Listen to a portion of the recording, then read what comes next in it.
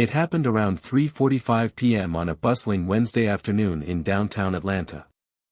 I had just finished presiding over a civil case and was on my way to grab a quick bite before heading back to chambers. The courthouse garage was full, so I'd parked a few blocks away and was walking back to my car, briefcase in one hand, coat draped over my arm. I barely noticed the patrol car idling at the corner. My mind was still processing witness statements from the morning session. But then I heard it, tires screeching slightly as the squad car swung wide and angled directly into my path. 2 officers stepped out quickly. One of them, younger and flushed in the face, approached with a hand raised. "Ma'am, we need you to stop right there. Step away from the vehicle." I blinked, confused. "Excuse me." He gestured toward my car. "We received a report. Description matches you. Please step back." "I'm not sure what you're talking about," I said, carefully lowering my bag to the ground. "Can you clarify what this is about?" But the second officer had already circled behind me. "Let's not make this harder. Hands where we can see them." Passers-by had started slowing down. Phones were out. A small crowd formed. I could feel heat rising in my chest, not from anger, but from disbelief. I had been through enough in life to know how moments like this could go wrong quickly. Still calm, I replied, "Officers, my name is Judith Warren. I'm a judge with Fulton County Superior Court. If you allow me to reach into my coat, I can show you my credentials." The younger officer scoffed. "Nice try." Before I could utter another word, the metal click of handcuffs snapped around my wrists. The cold steel of the handcuffs bit into my wrists as I stood there, stunned but composed. Around us, traffic slowed to a crawl. Horns honked. Someone across the street shouted, "What did she do?" Another voice called out, "Yo, that's not right." But the officers weren't listening. The taller one, his name tag read Martinez, kept a firm grip on my elbow as he began walking me toward their cruiser. "You're making a serious mistake," I said, calmly but firmly. "Check my ID. It's in my coat pocket." "We'll sort that out at the station," Officer Martinez muttered, clearly irritated. I stopped walking. "You won't need to go that far. I'm not resisting. But if you check your system, you'll see who I am in less than a minute." The younger officer, Doyle, if I remembered the patch right, was already on the radio. I couldn't hear everything, but I caught phrases like, "detained subject," and, "possible match." More bystanders were recording now. A woman in a business suit looked horrified as she walked by. "Are you serious?" she asked the officers. "That's Judge Warren." Doyle glanced over, then froze. "What?" "She handled my brother's probate hearing," the woman continued, pulling out her phone. "She's a judge, for real." Now Martinez looked unsure. He shifted his weight, eyes flicking from me to his partner. "Ma'am," he said slowly, "if you really are who you say you are, we'll confirm it right now. Just stay calm." "I have been calm," I said, steel creeping into my voice now. "You haven't." He hesitated. Yeah. "Okay. Doyle, check the name again. Run it through the judicial database." Doyle nodded and turned back to the car. Seconds later, I watched the color drain from his face. Officer Doyle stood frozen beside the open patrol car door, his radio still crackling softly in the background. He was staring at the onboard computer screen as if trying to make sense of what he was seeing. Martinez finally asked, "Well, what does it say?" Doyle didn't turn around. She's telling the truth. Full name, Judith Elise Warren. Appointed in 2015. Fulton County Superior Court. A wave of silence washed over them. I stood still, letting the weight of the moment settle. My hands were still cuffed behind me, the metal cutting slightly into my skin. My voice was low but unshaken. "I believe this is the part where you remove the cuffs." Martinez stepped forward quickly, fumbling for his key. Yes, Your Honor. We had no idea. The call we got, it said someone matching your description had been tampering with car doors. We didn't mean any disrespect. The cuffs clicked open. I didn't move right away. I wanted the silence to stretch a little longer, for both of them to sit in it. You didn't ask for ID, I finally said. You didn't listen when I told you who I was. You assumed. And that assumption almost turned into something far worse. Martinez nodded stiffly. You're right. We handled this wrong.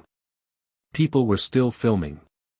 I saw at least 3 phones trained on us, and from the corner of my eye, a man on a bike yelling, "She's a freakin' judge." You serious right now? Doyle looked like he wanted to crawl under the patrol car. We're really sorry, Judge Warren.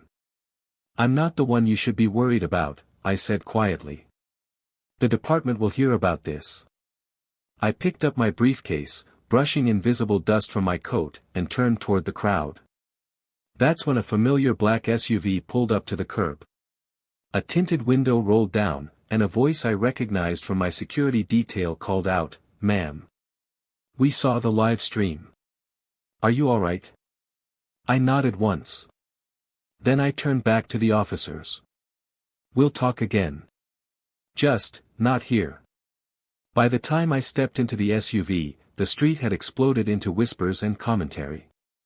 Some people clapped as I passed. Others shook their heads in disbelief. The 2 officers stood awkwardly by their cruiser, their radios silent now, their faces pale and fixed on the ground. Inside the vehicle, my driver, Miles, former military, always calm, looked back through the rearview mirror. We caught most of it live. Someone was streaming it on Instagram. Already hitting local feeds. I exhaled slowly. It figures. Can you take me straight to Chambers? I need to get in touch with Chief Judge Rollins. Yes, ma'am. As the SUV pulled away, I glanced back once.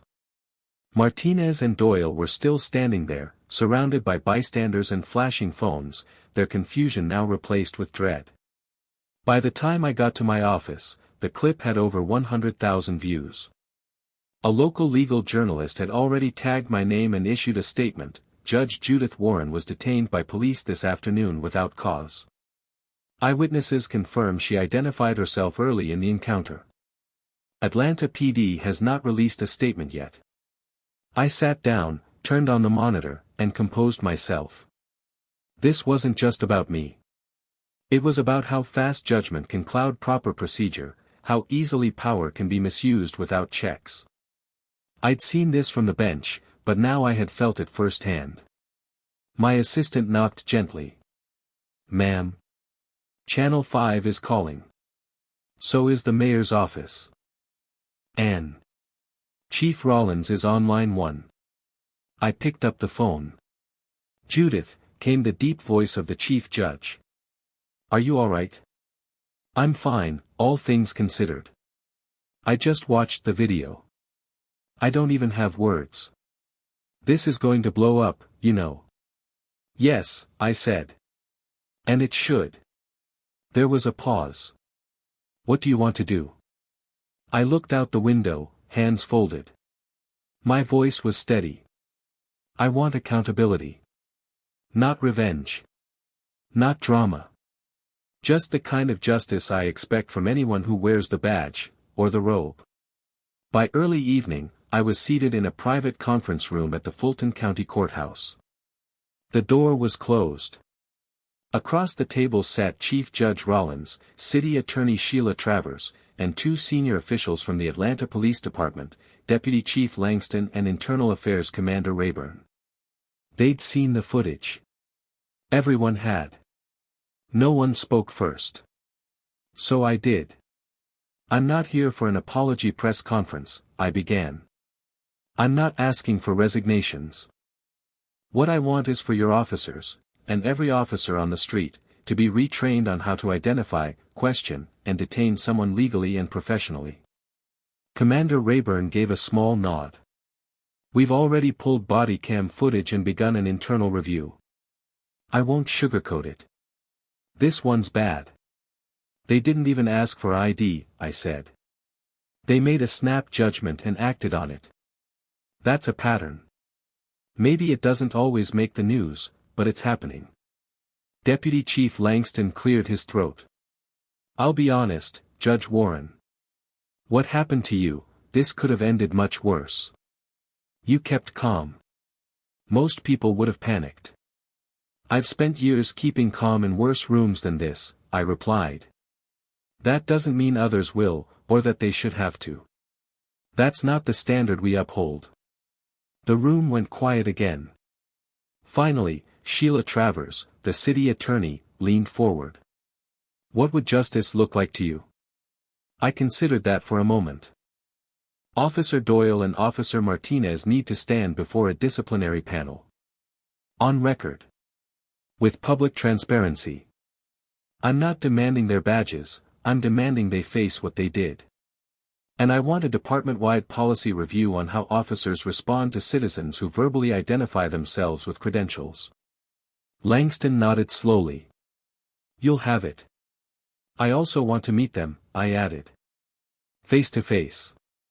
No cameras. Just me, them, and the truth. Rollins gave me a long look. You sure?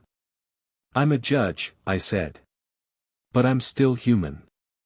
And I need them to see the same in me. 3 days later, I met Officers Doyle and Martinez in a quiet room on the 6th floor of the Internal Affairs Division. No cameras. No attorneys. Just a plain table, 3 chairs, and a box of tissues on the far corner, as if someone expected emotion to spill over. They looked nervous. Not defensive, but rattled. They stood when I walked in, unsure if they should shake my hand. I sat down and motioned for them to do the same. Relax. I didn't come here to humiliate you. Martinez spoke first. Your Honor, we were wrong. Completely. I've been playing that moment back in my head over and over. Doyle nodded. We were so focused on matching a vague description that we forgot to do the basics, ask questions, check ID, listen. We saw what we expected, not what was there. I appreciated that he didn't try to soften it. No excuses. Just acknowledgement. I'm not here to ruin your careers, I said. But I need you both to understand something. When someone like me is treated that way, it's not about who I am. It's about who you assume others aren't. Doyle swallowed hard. We get that now. I'm not sure you do. I want you to imagine that I hadn't been calm. That I panicked, or reached into my coat without saying anything. How would this story have ended? Martinez's eyes dropped to the table. Different, he said quietly. Exactly. And that's the problem. We sat in silence for a while. Then I leaned forward. You both have a choice. You can walk out of here and try to forget it happened. Or you can carry this mistake and let it shape how you treat the next person who looks suspicious. Your badge doesn't make you right. It makes you responsible. Neither man looked away. I've already spoken to your department heads, I added. You'll both be part of the first wave of the new accountability and de-escalation training. You'll help teach it. Doyle looked surprised. You're putting us in front of a room. I'm giving you the chance to grow. But what you do with that chance, that's on you. The meeting ended without handshakes, but with something better, understanding. As I left the building, a light drizzle had started falling over the city. Reporters were camped outside, their cameras aimed, but I offered no statements. This wasn't a moment for headlines. Not yet. Later that evening, I sat alone in my chambers, reviewing paperwork for the next day's hearings. But my mind kept drifting back to Martinez and Doyle, their quiet shame, their willingness to face me, and most importantly, their silence. They didn't argue. They didn't deflect. They listened. That meant something. I opened my email. A message from the Chief of Police was waiting. Subject: Department-wide response initiative. Your suggestions are being implemented. The review panel will be public, and we are moving forward with a revised de-escalation protocol across all precincts. Officers Doyle and Martinez have agreed to participate in the new training curriculum as examples of how failure can become growth. We're calling it the Judith Warren Standard. I leaned back in my chair, letting the words sink in. Not long ago, I was standing in the middle of a city street in handcuffs. Now the policy that allowed that to happen was changing, not because I shouted the loudest, but because I stayed grounded in truth and demanded something better. My phone buzzed. A message from Miles. Mayor wants to meet. Tomorrow. Says it's important. I smiled slightly. I had a good idea why. Things were shifting. Not because I was a judge. But because I didn't let them forget that I was a person. The next morning, I met Mayor Daniels in his office overlooking the skyline. He was a pragmatic leader, rarely sentimental, but even he looked unsettled as I stepped in. Judith, he said, standing to greet me. I owe you more than one conversation. You owe the city a response, I replied. That's what I'm here for.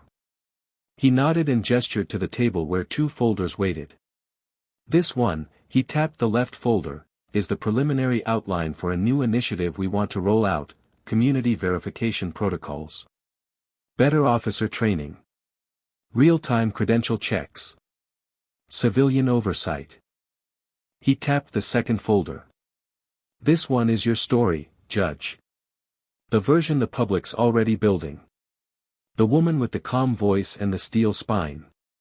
Whether you like it or not, people are seeing you as more than a victim. They see you as the line that held. I opened the first folder and skimmed through the proposals. Some of it looked promising: more accountability, better protections for citizens who assert lawful identity, and an advisory board composed of community leaders and retired judges. Let's make sure this doesn't end up in a drawer, I said, closing it. It won't, he promised. We're naming you chair of the advisory board. I raised an eyebrow. You're giving me homework. I'm giving you the platform. And the power to shape this into something lasting. I stared out the tall window at the city below, its chaos, its noise, its need. I didn't ask for any of this, I murmured. You didn't need to, he replied. It found you anyway. I sighed, then nodded once. Then let's get to work. And just like that, the story stopped being about handcuffs on a busy street, and became something much bigger. Next part. Part 9 ChatGPT, Part 9, Setting the Standard. The advisory board launched within 2 weeks. I personally interviewed every member, faith leaders, retired attorneys, civil rights advocates, even a few former officers who had left the force disillusioned. We weren't looking for perfect resumes. We were looking for people who had seen what happens when the system looks away. Our first meeting was held inside a city conference hall, surrounded by notepads, water pitchers, and tension. Everyone came with stories. Some were angry. Some were hopeful. All were necessary. I opened the session with a simple truth: I wasn't detained because I was unknown. I was detained because someone believed their assumptions mattered more than my words. What we're doing here is making sure those assumptions never go unchecked again. From that moment, the work began. We reviewed body cam policies, introduced a civilian escalation hotline, and built out an in-field verification tool that allowed officers to instantly confirm the identities of professionals, judges, attorneys, medics, and more, with department-issued QR codes. Word spread. Other cities called, asking how they could replicate the model. A journalist dubbed it the Warren Protocol. I didn't ask for that either. But I didn't fight it. Officer Doyle, to his credit, stood in front of a room full of recruits a month later and said, I used to think following orders was the same as doing the right thing. Judge Warren made me realize that the two don't always match, and when they don't, you need to pause, ask questions, and see the person in front of you. People listened. Policy shifted. And though the system didn't fix itself overnight, something had undeniably changed. Not because of a headline. But because no one, walked away from that street moment untouched. Next part. Part 10 Final ChatGPT, Part 10, Full Circle. Months passed. The city moved on, as cities do. But something lingered. A new awareness. A different energy. I kept hearing about strangers pulling out their phones, not just to record injustice, but to intervene with calm, informed words. Officers hesitating, asking more questions, being more deliberate. Slower to escalate. Faster to apologize. Not everywhere. Not always. But more than before. That mattered.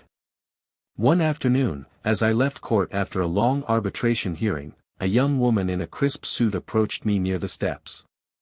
"Judge Warren," she asked shyly. "Yes. I just started law school. I saw your story when it happened. It changed everything for me. I didn't grow up believing the system cared about people like us. But when I saw how you stood there, unshaken, with cuffs on your wrists, and then made them listen, I knew I wanted to be part of fixing it." I smiled, humbled. "Then make sure the door stays open behind you. And never forget, calm doesn't mean weak. It means controlled power." She nodded, eyes bright. "Thank you." As she walked away, I looked up at the courthouse, its heavy marble steps, its grand pillars, its deep shadows, and thought about how one afternoon, standing in the middle of a street with my hands cuffed, became a turning point not just for me, but for an entire system. Not because I shouted. Not because I fought. But because I endured, and then turned the moment into motion. That's the real weight of justice, not just reacting to wrong, but rebuilding what comes next. And sometimes, it all starts with the quiet defiance of standing tall when the world expects you to shrink. The end.